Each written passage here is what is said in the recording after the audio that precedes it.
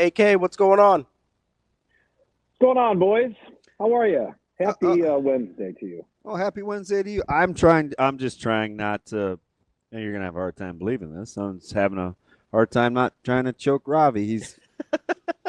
We're over here looking at the Dodgers season win total, sitting at a paltry 104.5 right now, which seems kind of high.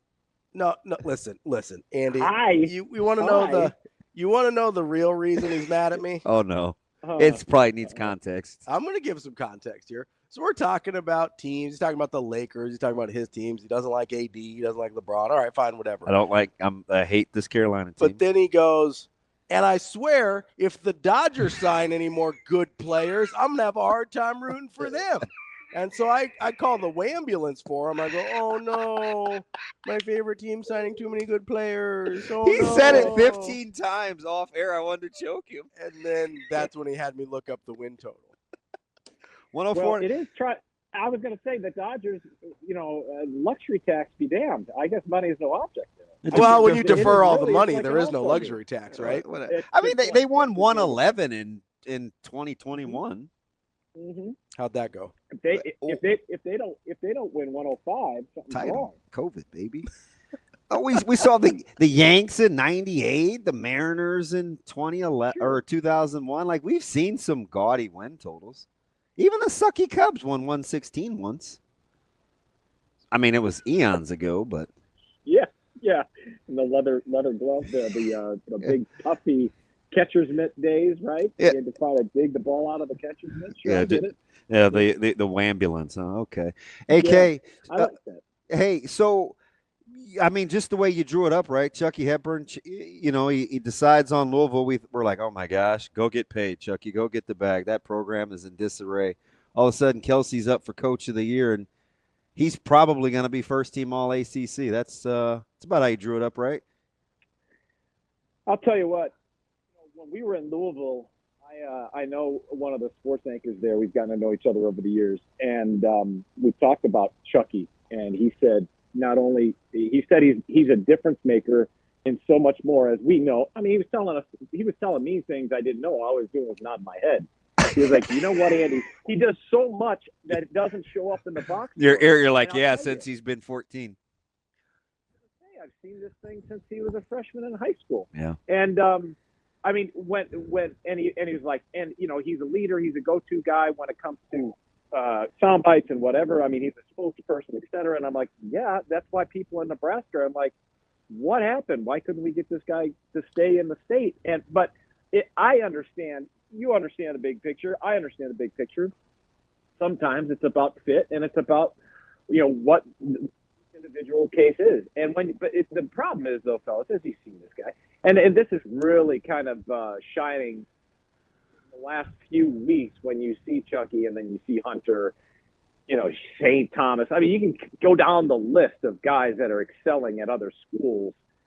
It doesn't help when the conversation gets louder and louder when the biggest school in the state is spiraling in the other direction. And it's not like Nebraska didn't try to recruit these guys; they did.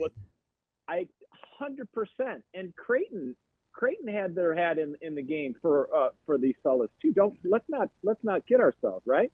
And just because they chose to go elsewhere isn't a knock on the schools themselves for not trying, because I think they did try.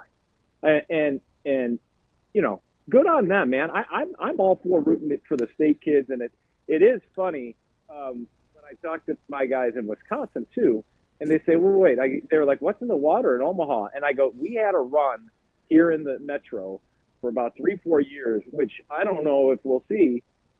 Wisconsin loses Chucky, and you get John Tonjan. It's like, okay, there's another guy. They're like, wait, they played in the same conference? I'm like, yeah, they play like 2, 3, 4 times a year, depending on how the state tournament bracket drew up. So, it's funny too, because Tonji was down in New Mexico. He stopped for like a cup of coffee to sign some NIL paperwork, and he's like, nah, let me go back up. Let me see what Madison's talking about. And he's going to be in the run for all conference.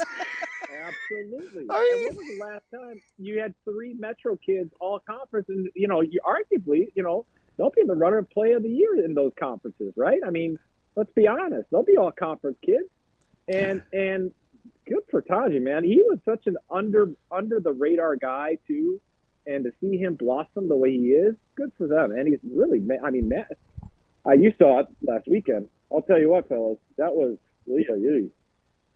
depending on who you were rooting for. Man, you woke up on Sunday morning. If you didn't get up on time, it wasn't worth watching. If you know what I mean? Yeah, that's crazy. I just cleaned up the kitchen and I found $17 AK in my blazer pocket. Stop it. I did. 17? Right, $17, man. And right after the Nebraska-Wisconsin game, I went and got a bulk bag of charcoal to burn through this week, man. That's a true story. But you're right. It's like you get done and you're kind of settling in, and you blinked and you're like, oh, are they going to miss? Oh. And then Nebraska shows this resolve, and you're like, holy smokes, that's a way to fight. Like, he's still got this team. And then the start of the second half happened. Did you even entertain the thought that Nebraska was gonna make the comeback? No. Are you sure? 19-2. It's 19-2, and Wisconsin's like, I was like, okay, we don't, when does those championship games start? That's what you're thinking. You're like, okay, what can I do to fill the time between now and then? That was uninspired, in my opinion. So, AK, I think there's, you brought up an interesting point with Creighton and Nebraska and them actually, them trying to recruit these guys, or at least a lot of these guys at various points, whether it's out of high school or in the transfer portal. I think there's a couple of things here that make it a little bit easier for Creighton, because you don't hear the same narrative with Creighton as you do with Nebraska about local kids. One, their hit rate on local kids has been better than Nebraska's as of late. And two, obviously the team's been better. But I also think people maybe are not used to kids from Nebraska being better than the programs in the state in terms of their options, right? Like, nobody cares that Harrison Barnes didn't go to Iowa State because he was the best player in the country coming out of high school. People kind of understood it. I don't know that we're used to that dynamic with the programs in the state and the players in the state, if that makes sense. Well, but I will say, Ravi, that, they were pretty upfront about, I mean, it's not like they were trying to hide who they were going after. I mean, Frankie Fiddler was at practice one day. Mm-hmm.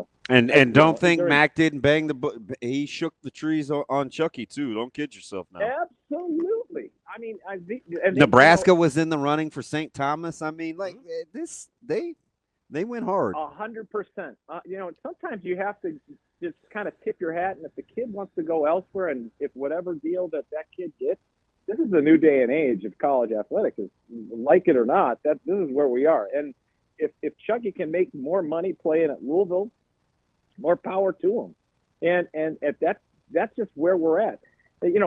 I just think until they figure out a way to harness what's going on in college athletics, we're going to keep having this, guys. And we're going to see kids leave to go find the biggest payday. And as maddening as it is, which I don't love, it is the system in which we have, and you got to play by the set of standards. And if you can't, if kid A goes to school B because they get X, Y, and Z money, then that's what you're going to get. It is frustrating. It's a frustrating period, but good on the kids because they're finally getting rewarded. I mean, I don't have to tell you, DB, that the kids are finally getting compensated for the long time coming. Are you prepared to drink through the proverbial fire hose on Saturday? Yeah. I mean, like how yeah. BC said he'd asked for an hour. Like he's got right. He could go through a multitude of things.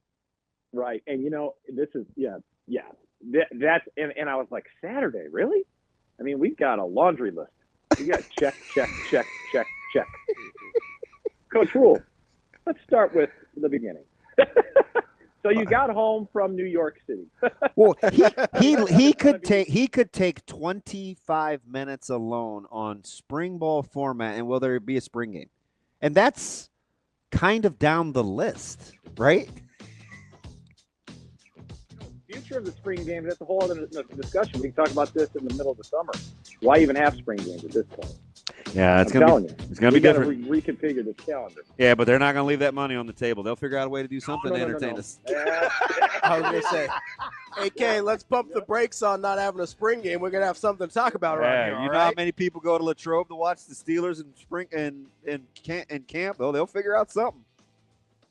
Be like the Superstars Challenge back in the day when Mr. Cotter was racing, the Sweat Hog. I mean, my goodness, it's gonna be something. Wow. It's gonna be flag football or throw the football through the hoop.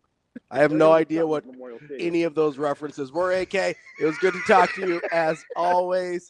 We will talk to you soon. Thanks, AK. All right, see you guys.